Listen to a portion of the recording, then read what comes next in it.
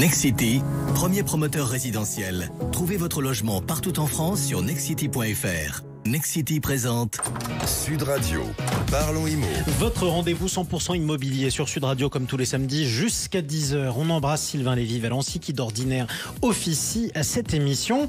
On est avec Bérénice de Villefloriot ce matin. Bonjour Bérénice. Bonjour Jean-Marie. Et avec Grégoire Darico également. Bonjour Grégoire. Au programme ce matin Bérénice. Bien, au programme, on va décrypter le marché immobilier. On va voir quels sont les prix, les délais de vente, le mental des vendeurs, des acquéreurs avec notre invité Olivier Bugette, le CEO de la boîte Immo. Exactement, on va faire aussi une réponse à tous ceux qui nous laissent des messages au 0826 300 300 en compagnie de nos experts. Et oui, comme d'habitude, on a eu plein de questions, donc on vous en dira un peu plus sur la téléassistance. Ah, qu'est-ce que la téléassistance? Et puis on fera un tour de France des biens à acheter, que ce soit en viager ou alors en achat ferme.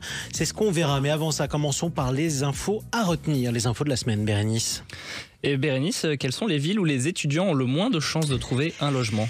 Eh oui, grande question. Le gestionnaire de résidences étudiantes Les Belles Années vient de publier donc le classement des villes françaises où la tension locative sur les logements étudiants, donc sur les T1, est la plus forte. Alors en première position, on retrouve Rennes, puis Lyon, La Rochelle, Caen, Bordeaux, Strasbourg, Angers, Brest, Montpellier et Aix-en-Provence. Alors focus, 3 villes à surveiller, 3 villes qui risquent de voir justement la situation pour leurs étudiants se dégrader en matière de logement. Il s'agit de Dijon, Le Mans et Marseille. Marseille où de plus en plus de nouvelles écoles s'implantent. Alors c'est très bien, sauf que les logements ne suivent pas. Donc forcément, ça va être compliqué. Alors, un petit rappel, pourquoi c'est aussi tendu. Les taux d'intérêt des crédits immobiliers ont flambé, on en parle beaucoup dans Parlons Immo. On a des difficultés à obtenir un prêt, même si ça s'arrange un petit peu, c'est toujours pas évident. Les prix sont toujours trop élevés, on en parlera avec notre invité. La construction est en berne, donc faute de pouvoir acheter leur résidence principale, leur foyer, les Français n'ont d'autre choix que de la louer. Résultat, alors que la demande de location ne cesse d'augmenter depuis plusieurs mois, c'est plus 18% qu'on enregistre en 2023 en moyenne en France. Les meublés disponibles à la location ont diminué de 20% l'année dernière. Donc c'est un phénomène en fait qui est très marquant pour les petites surfaces. Et les petites surfaces, c'est les logements très prisés par les étudiants. Évidemment. C'est pourquoi ils sont touchés de plein fouet par cette crise du logement. Et je rappelle que les premiers résultats d'admission, les premières réponses d'admission sur Parcoursup ont été publiées jeudi et que le logement étudiant est plus que jamais sous tension en France. Et un chiffre quand même assez dramatique, c'est que environ 12% des étudiants renoncent à leurs études faute de logement. Oui, et ça c'est dramatique, ouais. Effectivement.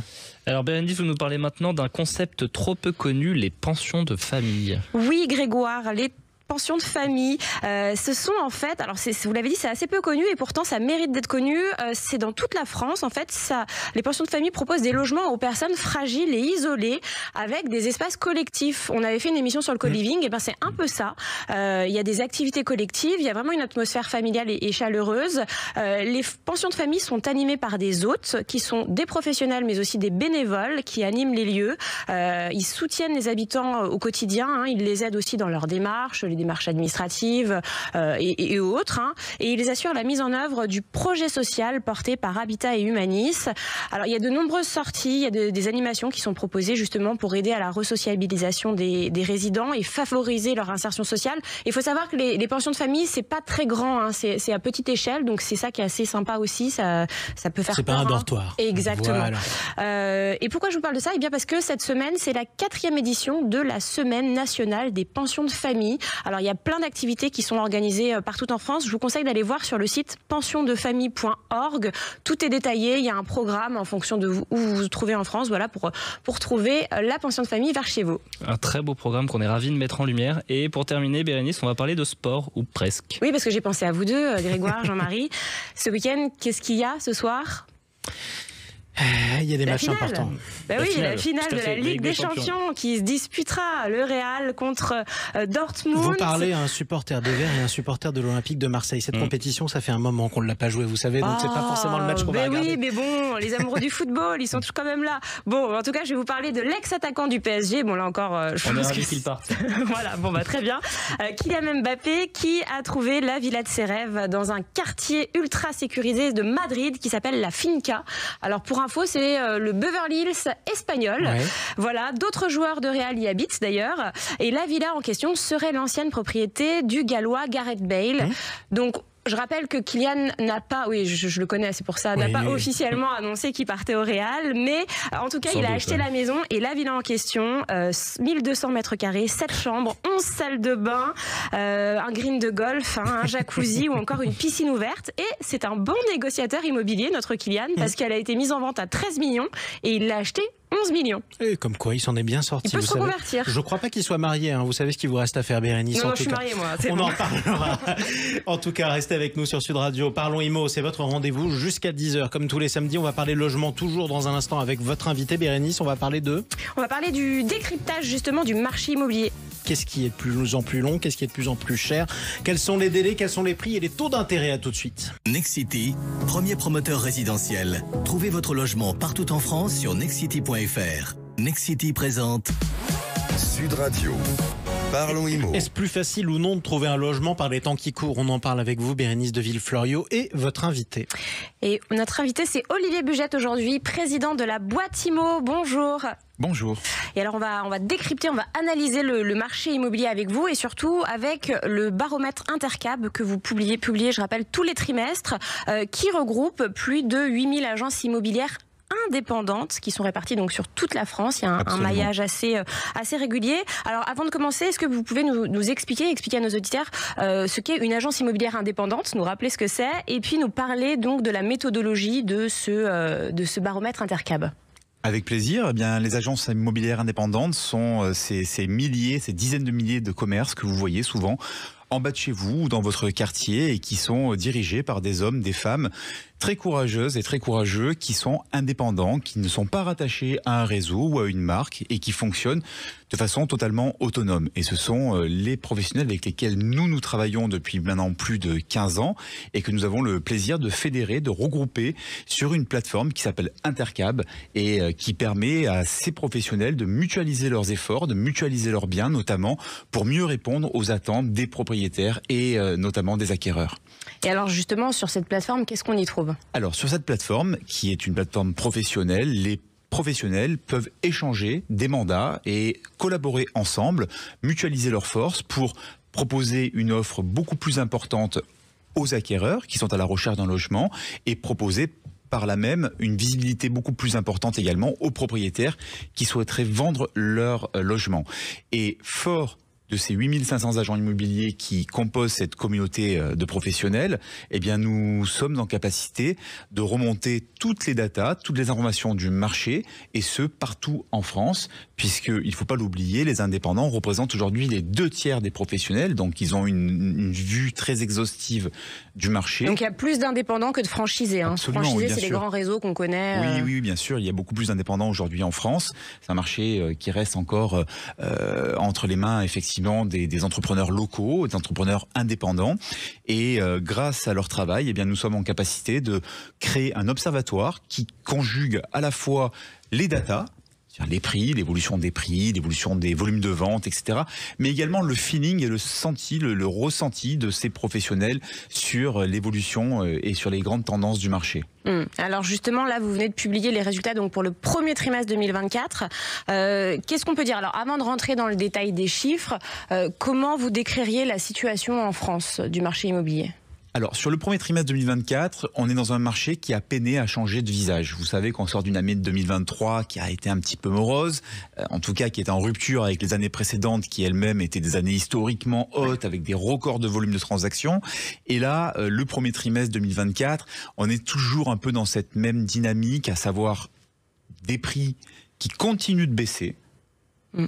Doucement, mais certainement, et ces baisses quand même se cumulent, hein, donc on a des prix quand même qui sont bien différents de ceux qu'ils pouvaient être il y a 6 ou 9 mois, et parallèlement à ça, des taux d'intérêt qui sont plus favorables aux acquéreurs, mais qui restent néanmoins différents de ce qu'on a connu dans cette période faste où on prêtait de l'argent gratuitement, et la baisse n'est pas encore suffisamment forte pour avoir pu entraîner avec elle dans son sillage un dynamisme et un relèvement des transactions. Donc c'est mieux, mais ça repart pas forcément comme on voudrait. Sur ce premier trimestre, en tout cas, effectivement, on peut pas parler de reprise incroyable. On est plutôt sur une continuité de la baisse. Est-ce que vous confirmez ce que nous disent les courtiers, que toutes les banques sont revenues pour prêter aux Français? Oui, il y a eu vraiment de bonnes nouvelles sur ce premier trimestre, malgré cette morosité. On a quand même un retour en force des banques qui à nouveau veulent faire leur métier et veulent prêter aux acquéreurs.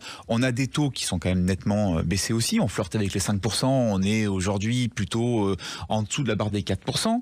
Et puis on a également le retour de pas mal de catégories différentes qui se réintéressent à l'immobilier. Et surtout, on a des stocks qui se sont enfin reconstitués. Donc ça veut dire que les acquéreurs qui nous écoutent aujourd'hui ont à nouveau du choix. Un choix important. Et ça, ce n'était pas le cas il y a 12 ou 18 mois en arrière. Il y avait une pénurie de biens sur le marché et c'est pas très agréable quand on est à la recherche soi-même d'un logement. Ouais, et qu'on doit se contenter de ce qu'il y a, quoi. Exactement. Il y a le choix, mais c'est trop cher encore. Oui, il y a le choix. Oui, c'est encore un petit peu cher, mais néanmoins, on en parlera tout à l'heure peut-être. Alors justement, on va en parler maintenant. Si on peut chiffrer ces prix immobiliers, cette baisse dont vous parliez un petit peu. Écoutez, on a regardé depuis le début de l'année les 10 premières grandes villes de France et on est sur une baisse très claire de moins de 3%. Donc en moyenne sur les 10 plus grandes villes. Sur les 10 plus grandes villes, en moyenne. Vous avez par exemple des villes comme Bordeaux ou comme Lyon qui passent symboliquement en dessous des 5 000 € le mètre carré. Vous avez Bordeaux qui baisse de 2% et Lyon de 6% sur cette période. Donc il y a quand même vraiment des baisses. Mais il y avait des hausses qui avaient été tellement spectaculaires. Parce que Bordeaux et Lyon, ça avait bien augmenté. Oui, exactement. Notamment Bordeaux qui avait flambé. Ouais. Et donc la correction qui est nécessaire aujourd'hui pour pallier à la baisse de pouvoir d'achat des ménages, malheureusement, elle n'est pas... Elle serait de combien? Est-ce qu'on peut la chiffrer ou pas? Cette correction serait nécessaire? Ou c'est difficile? C'est délicat parce que ça dépend de pas mal de critères et notamment les baisses déjà antérieures. Donc à date, il faudrait que les prix continuent de baisser dans les mêmes proportions dans les mois qui viennent pour qu'on puisse à nouveau, à la faveur de la baisse des taux d'intérêt et de la baisse de ces prix et des notions de négociation qui elles aussi sont de retour, pouvoir compenser à cette part de marché qui a été perdue, ce pouvoir d'achat qui a été perdu par les ménages. Alors un des gros points, une des raisons, alors pas la seule évidemment, mais qui faisait que le marché était totalement bloqué, c'était les négociations qui étaient impossibles. Les vendeurs ne voulaient pas baisser leur prix, les acquéreurs n'étaient plus en capacité d'acheter, puisqu'on l'a dit, les taux avaient augmenté, les banques ont durci leurs conditions d'octroi de crédit immobilier. Donc il y avait vraiment le point d'équilibre qui était impossible à trouver. Là, est-ce que des négociations sont à nouveau possibles entre les vendeurs et les acquéreurs pour le prix ? Alors très clairement, changement de paradigme par rapport à ce sujet. Nous étions post-Covid à une situation où les propriétaires étaient tout puissants et la négociation n'était même pas envisageable. Nous sommes passés à une situation où la négociation est quasi systématique. Ce sont nos agents immobiliers indépendants Intercap qui nous le remontent. Clairement, 80% des transactions sont accompagnées d'une négociation. Alors on les a interrogés pour essayer de comprendre un peu de quel ordre elles pouvaient être et on a un consensus autour de 6%. 6%, c'est le volume de négociation basique qui se fait dans la plupart des transactions. Il y a bien Kylian Mbappé qui a réussi à négocier 2 millions d'euros en Espagne. Est-ce que justement les vendeurs, on parlait justement de ces vendeurs depuis plusieurs mois qui avaient du mal à baisser leur prix, et ça peut se comprendre quand on a vu la flambée des prix, ils ont peut-être acheté leurs biens plus cher et ils avaient du mal à baisser. Est-ce que maintenant la pédagogie fonctionne auprès d'eux? Est-ce que Absolument. Alors deux choses. La première, effectivement, merci de le souligner, il y a un gros travail de pédagogie qui est fait par les agents immobiliers et les professionnels de l'immobilier qui sont là pour accompagner leurs clients dans les bons et les moins bons moments.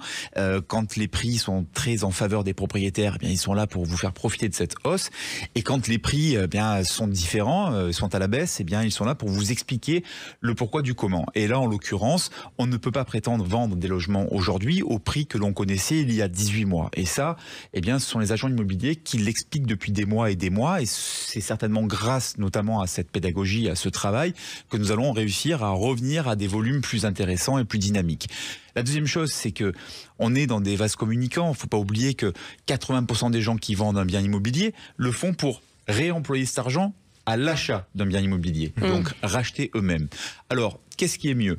Des propriétaires qui ont certes vendu dans des tranches très hautes leur logement il y a 18 mois, mais qui ont racheté immédiatement dans des tranches toujours aussi hautes, ou alors des propriétaires qui aujourd'hui vont effectivement consentir un effort sur le prix de leur bien, mais qui vont pouvoir réemployer eux-mêmes leur patrimoine à acheter un bien plus accessible, tout en valorisant, tout en validant les plus-values importantes qu'ils ont réalisées quand même ces dernières années, il ne faut pas l'oublier. Et même en rognant un petit peu sur son prix aujourd'hui, si tant est qu'on possède son bien depuis 4, 5, 6, 7 ans, on valide quand même des plus-values qui sont tout à fait intéressantes. Il faut quand même rappeler qu'à la base, l'immobilier, c'est pas un produit de spéculation. Non, c'est un produit de logement. C'est des logements.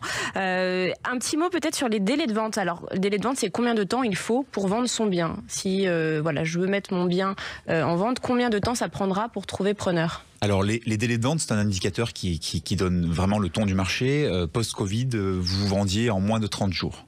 Ah oui. Moins d'un mois entre le moment où vous présentez votre bien à la vente et le moment où un compromis est signé. Aujourd'hui, on est passé sur le début d'année de 30 à plus de 150 jours pour vendre un bien. Donc de 1 à 5 mois.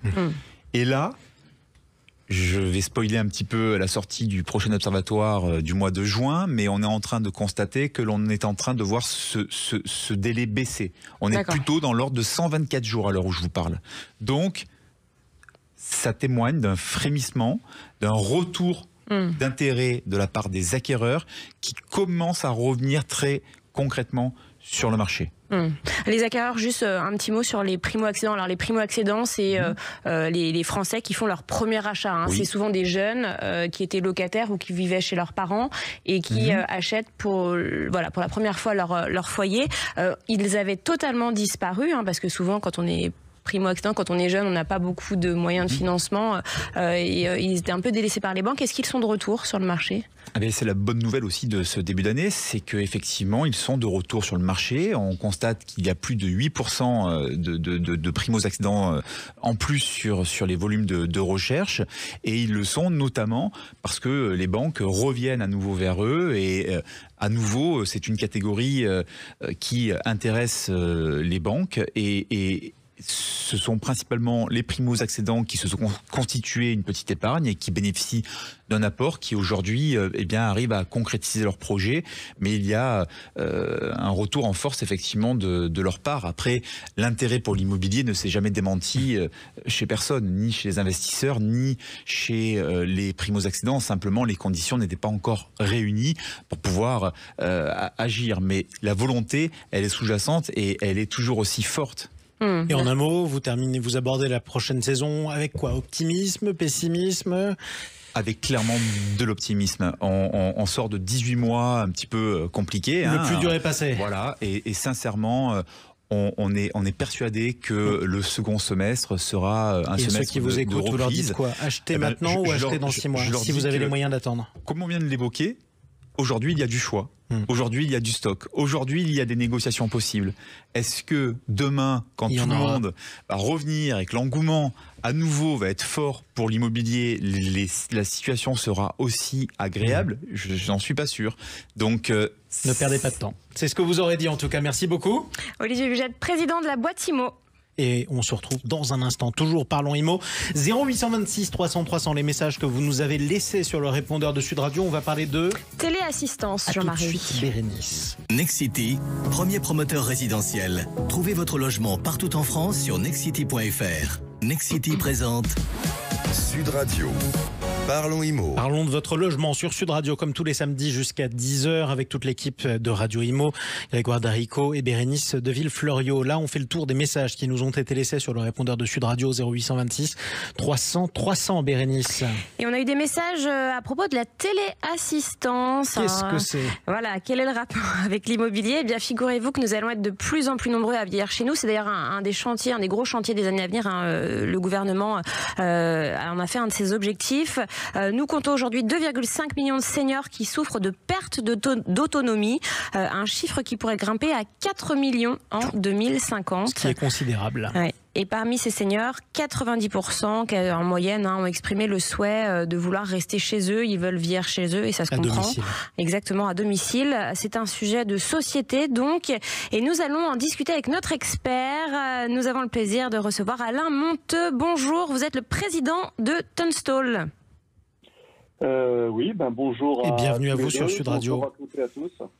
Alors, on va commencer, on va rentrer dans le vif du sujet tout de suite. En quoi le sujet de l'aide au maintien à domicile et de la téléassistance est-il une importance capitale aujourd'hui? Vous allez peut-être aussi nous expliquer ce qu'est la téléassistance.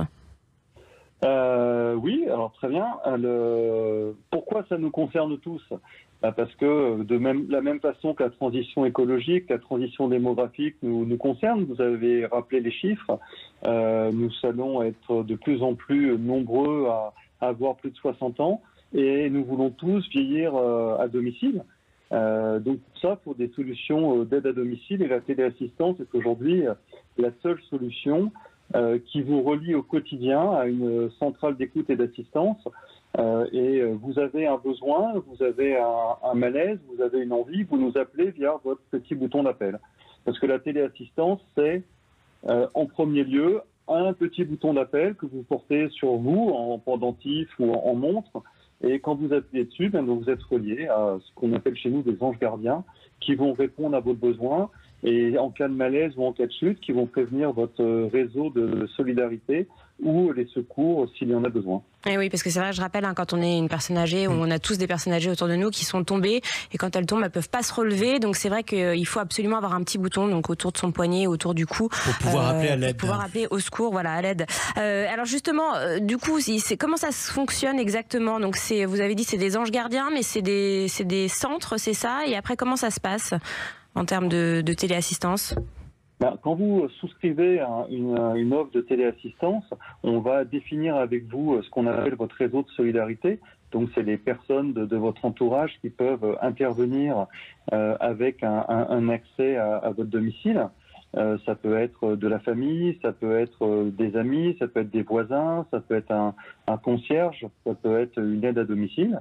Et si vous êtes tombé, et on sait que une des peurs principales des personnes âgées, c'est de tomber et de rester seul chez soi et de rester longtemps par terre. C'est là qu'il y a des conséquences graves, et des hospitalisations. Mais nous, on va prévenir ces personnes pour vérifier si vraiment il vous arrivait quelque chose de grave. Et si jamais cette validation permet de valider qu'il y a quelque chose de grave qui vous est arrivé, ou si la personne au téléphone détecte qu'effectivement il faut tout de suite appeler les services de secours, nous appelons les services de secours pour qu'ils interviennent à votre domicile le plus rapidement possible, ce qu'elles savent faire. Donc voilà, donc on est vraiment dans une logique de prévenir les risques graves et les séquelles suite à une chute. Alors en France, en revanche, on est en retard par rapport à nos voisins européens notamment. Alors oui, nous sommes en retard. Si on regarde la population des plus de 75 ans, on regarde qu'en France, nous avons 10% des personnes de plus de 75 ans qui sont équipées de la téléassistance. Et ce taux de pénétration des personnes de plus de 75 ans est au-dessus de 20%. Que nous regardions en Espagne, dans les pays nordiques ou en Angleterre. Ça s'explique aussi par l'exception française où justement le fait que les personnes âgées aillent en EHPAD est beaucoup plus répandu que dans d'autres pays, par exemple en Allemagne. Oui et non. C'est vrai que ça peut être une des explications, mais il y a aussi une autre explication, c'est qu'il y a une volonté publique qui est peut-être plus forte, ou une compréhension peut-être plus forte que la téléassistance est un outil de prévention. Parce qu'encore une fois, comme ça va éviter les risques graves de chute, après chute, dans 80% des cas, vous allez rester à votre domicile, tandis que sinon, vous allez aller directement à l'hôpital. Et quand vous prenez des pays nordiques, quand vous prenez la Suède, la téléassistance est 100% mis en place gratuitement par des offres publiques dès que vous avez un début de perte d'autonomie. Ce qui n'est pas le cas en France, où uniquement un tiers des départements ont mis en place une offre publique départementale de téléassistance. D'où le retard. Oui, tout le retard principalement, parce qu'une offre départementale, ça permet de mettre une offre de qualité, ça permet de mettre en place une offre tarifairement abordable, et c'est pas pour rien que Tunstall, nous sommes le premier partenaire des départements et des CCAS. Donc selon vous, il faudrait que les pouvoirs publics fassent beaucoup plus de pédagogie et puis s'impliquent plus aussi par rapport à la téléassistante. Alors ça a commencé, hein, les choses bougent, il y a eu le plan anti-chute du gouvernement qui se met en place, mais encore une fois, je vous dis, un tiers des départements ont mis en place une offre publique, alors que d'autres pays, par exemple, je regarde en Espagne, ils ont mis en place un droit légal à la téléassistance. Toute personne en début de perte d'autonomie a le droit d'avoir une téléassistance payée par la région, qui est l'équivalent du département. Pour vous retrouver, donc vous avez un site internet peut-être ? Tunstall.fr, tout simplement, donc TUNSTA2L.fr. Et donc, vous proposez donc justement des services de téléassistance Des services de téléassistance pour vous sécuriser à domicile, pour vous sécuriser en mobilité, parce qu'il est important de sortir de chez soi pour y rester le plus longtemps possible. Et est-ce que vous pouvez nous donner une fourchette de prix pour qu'on puisse un peu s'imaginer ? On est sur des offres à 25 € par mois, une offre d'entrée, ce qui, après le crédit d'impôt, ça vous fait 12,50 € par mois, tout inclus. Donc, c'est moins cher qu'une baguette de pain. C'est bien de préciser qu'il y a un crédit d'impôt, parce que je rappelle qu'il ne reste plus beaucoup de temps pour votre télédéclaration. Dépêchez-vous.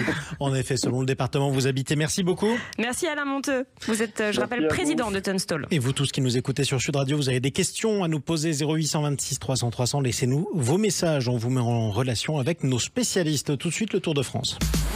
Sud Radio. Parlons Immo. Avec Grégoire Déricault, le Tour de France des biens à acheter un peu partout en France. On commence par un bien proposé en viager par notre partenaire Viagimo, Grégoire.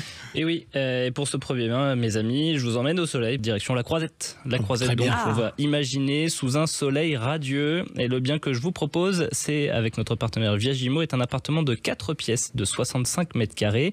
Un appartement face à la mer et aux îles de l'Airain, près de Bijoux-Plage. Un appartement traversant. Bien son nom. Tout à fait. Un appartement traversant qui se compose d'un hall d'entrée avec placard, d'un grand séjour baigné de lumière et climatisé, d'une cuisine indépendante et équipée, d'une chambre principale climatisée avec placard et vue sur mer, très sympa, et d'une deuxième chambre et de 2 salles de bain. Le petit plus, nous dit l'annonce. Le tapis rouge. Alors, ce qui n'est pas très loin, mais aussi c'est la plage de Palm Beach qui est à 300 mètres. Et la plage de Palm Beach est en cours de rénovation. Elle proposera bientôt des services très haut de gamme et on imagine aisément notre ami Bérénice y siroter un cocktail. Et oui, après que Jean-Marie ait monté les marches. Après que je l'eusse invité, absolument. Voilà. Donc, c'est un bien proposé en viager. Quelles sont les conditions ? Alors, les conditions, ici, nous avons un bien qui est proposé en viager occupé au profit d'une dame de 82 ans. Pour acquérir ce bien, il faudra débourser un bouquet de 368 467 € et une rente viagère mensuelle de 3 500 €. Une belle opportunité pour laquelle vous pouvez en savoir plus en contactant l'agence Viagimo de Cannes.